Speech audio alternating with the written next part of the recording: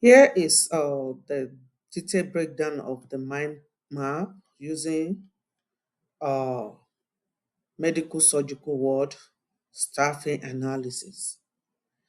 It captured the interconnected workflow and quality indicator that define safe, effective, efficient patient care. And this is centered on message unit or message word. This is the orb of the map representing the complex ecosystem of patient care. Every row connects here through logic lines that show how collaboration maintains safety, efficiency, and outcome. Take child nurse, for instance. Child nurses are leaders and coordinators, and their role is to oversee the patient's assignments, supervise staffs, ensure adherence to protocol. And this align with new grad RNs. So they mentor the new grad RNs and give them the clinical guidance. Respiratory therapists also coordinate during critical airway events, patient safety events, and satisfaction throughout efficiency. New grad also have impact in this. Their impact in patient care and mentoring from the child nurses. The primary role of nurses is direct bedside care, assessment, medication administration under supervision of child nurse. So they report back directly to the child nurse whatever their findings are during the assessments. And the child nurse give them guidance and mentorship. LPN also is part of the collaboration. They collaborate on wound care and medication administration. So they are also responsible for medication safety and patient education, continuity of care. So they administer medication, they do wound care for patients, mostly for patients who have wounds. Even though their roles are limited, but they have great impact in the collaboration. So CNA also have delegations. The CNAs take care of ADL support. I mean, they support ADL like the activities of daily living, and they take vital signs and monitor vital signs. And they'll report back to RNs, child nurse, who are in charge.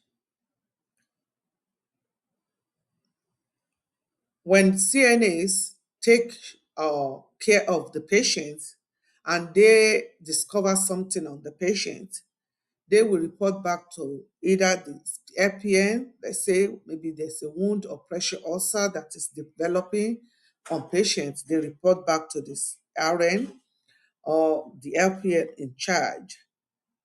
So the role of CNA is also go far as to support in hygiene, feeding, and mobility.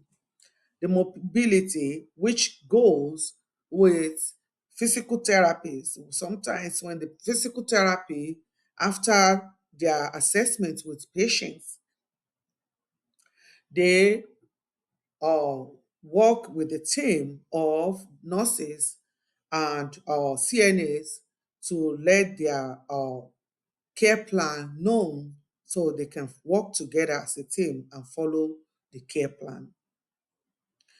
Unit clerk is one of the support for administrative. and their role is in managing documentations and communication. Sometimes the unit clerk maintains scheduling of the unit. Sometimes they are the one that communicate between the family and the nurses or the providers. We also have social workers. Social worker coordinate discharge paper and referrals. We have and they do documentation at the accuracy and workflow efficiencies. We have respiratory therapists who work on ventilation of a ventilator or airway support. They are critical part of the medical teams. Their primary role is to maintain a airway and oxygen saturation for the patients. So, which go back to the nurses or the charge nurses. So, physical therapy also collaborates on mobility and uh, restoration of mobility. So, and if we have social worker who also do all the planning also. If I should eliminate, I will pick, if I say I should pick three elimination, or clerk, unit clerk, which under the utilitarian ethics. So eliminating the unit clerk will increase documentation error. This will force nurses to spend more time to clerical duty and increase the risk of burnout for nurses because they have to take care of the patient, also come back to the duty of clinic unit clerk by answering phone calls, trying to communicate care to the patient and the family. Also in doing documentation, excessive documentations.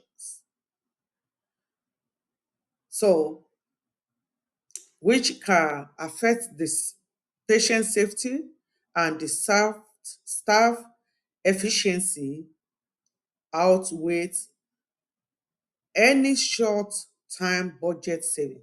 So the ripple effect com- comprom- compromises workflow, leading to communication breakdown and reduced quality of life. So therefore, retaining the unit clerk is the ethical part since it maximizes overall well-being for patients and staff. Secondly, new grad. New grad, we can remove new grad because new grad RN will become um, pro in the future. So removing the new grad nurses impact the workflow pipeline, increase the patient workload, and eliminate mentorship opportunities. From a deontological perspective, this is unethical because it neglects the duty to foster future nurses and uphold professional responsibilities. So, ethical conduct require honoring obligations to train and support new professions, regardless of immediate efficiency concern. Thus, retaining the new grad feel the duty of mentorship and ensure continuity of ethical nursing practice. Physical therapies. Eliminating the physical therapy results in increased fall rates, delayed discharge readiness, and higher readmission rates. From a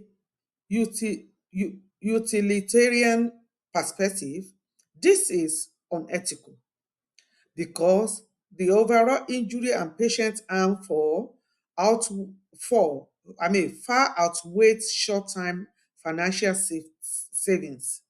The ripple effect undermines rehabilitation outcomes, compromise patient independency, and reduce collective well-being. Therefore, retaining the physical therapist is the ethical part since it maximizes safety, recovery, and long-term health benefits. Thank you.